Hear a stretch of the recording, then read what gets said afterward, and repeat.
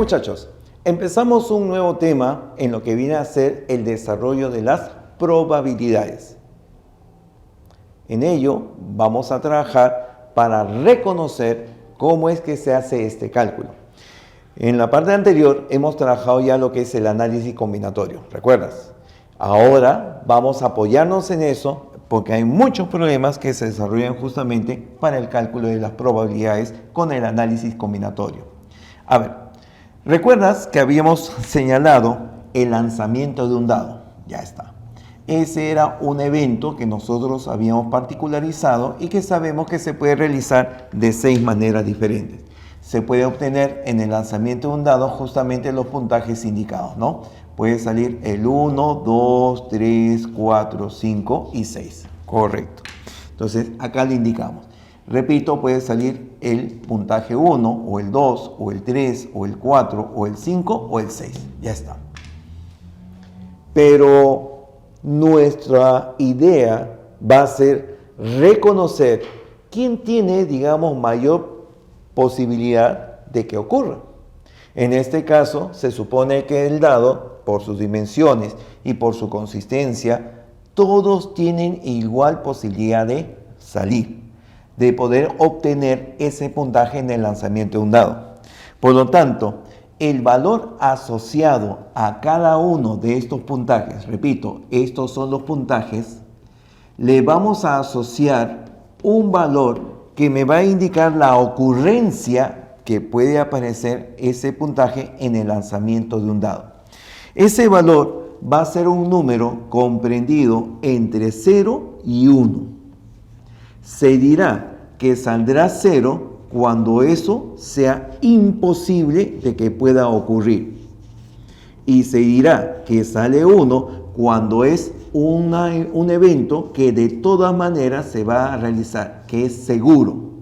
Entonces, ese número que me va a medir la ocurrencia es lo que se llama probabilidad, que es un número comprendido entre 0 y 1, en algo imposible y algo seguro.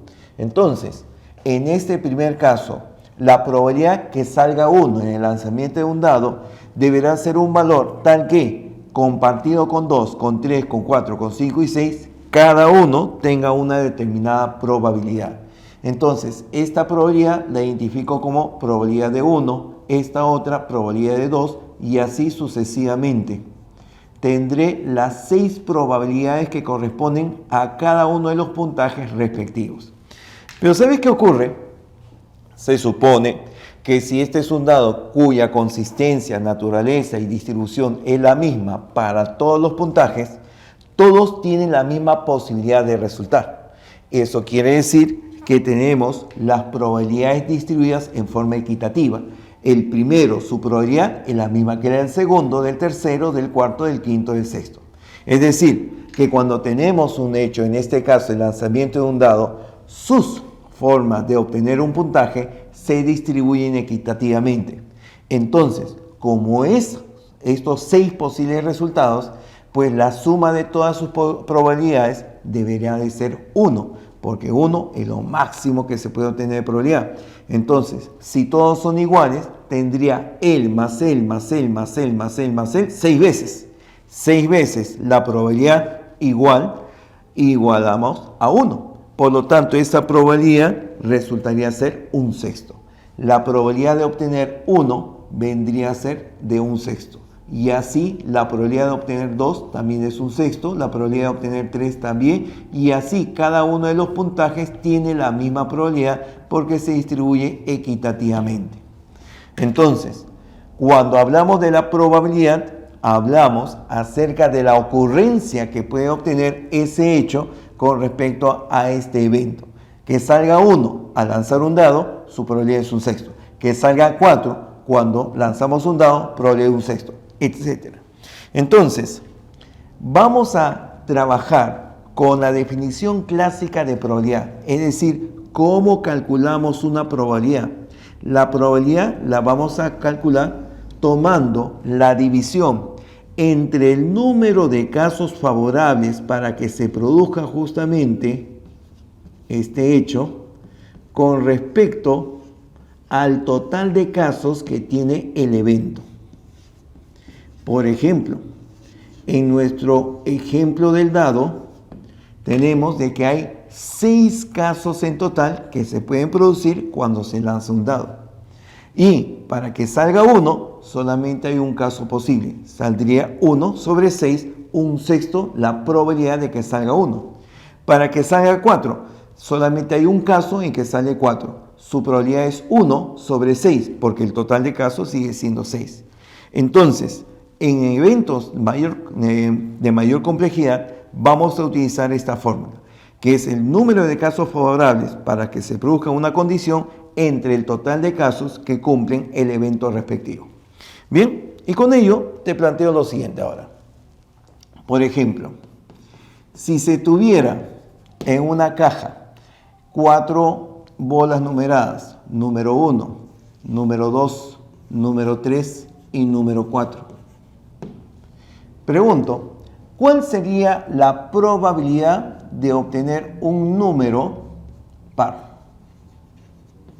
La probabilidad de que al extraer una de las 4 bolas que están en una caja, si sacamos una, tiene que ser par, ¿cuál sería su probabilidad?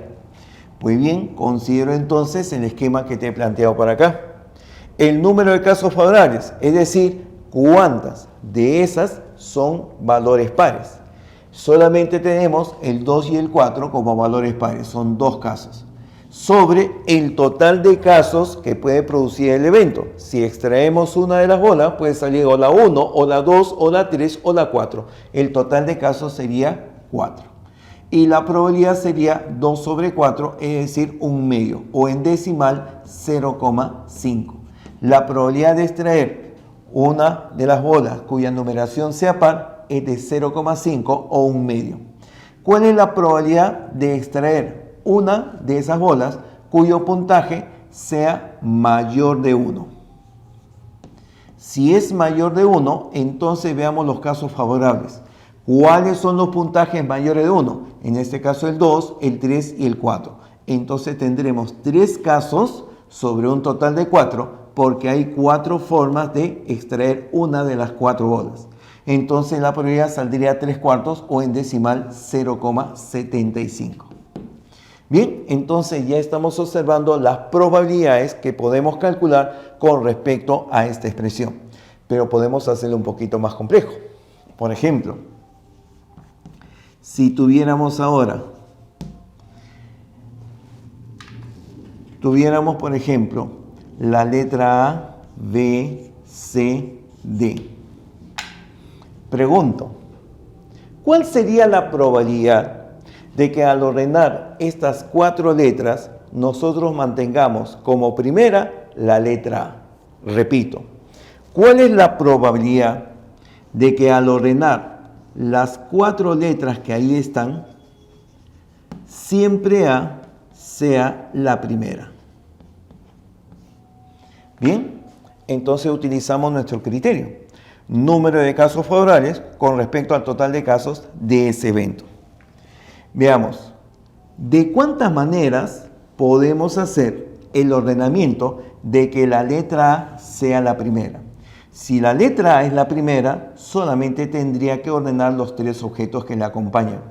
¿Y recuerdas tú de cuántas maneras se pueden ordenar 3 objetos? Claro, esa es teoría de permutación, análisis combinatorio. Ordenar 3 objetos es lo mismo que factorial de 3. Y factorial de 3 se realiza ¿de cuánto o qué valor tiene? Factorial de 3 es igual a 6. El número de casos favorables, es decir, que cumplan la condición de que A sea la primera letra, sería un total de 6. Y ahora pregunto, ¿cuál es el total de casos? Es decir, ¿de cuántas maneras podemos ordenar las 4 letras que aquí aparecen? Para ordenar 4 objetos, el número de permutaciones sería igual a factorial de 4. Y factorial de 4 viene a ser 24. Entonces, el total de casos en este vendría a ser 24. Por lo tanto, podemos simplificar 6 con 24, sexta arriba, sexta abajo, me quedaría la probabilidad de 1/4. En decimal, 0,75. Y con ello señalamos justamente la forma de realizar el cálculo de probabilidad.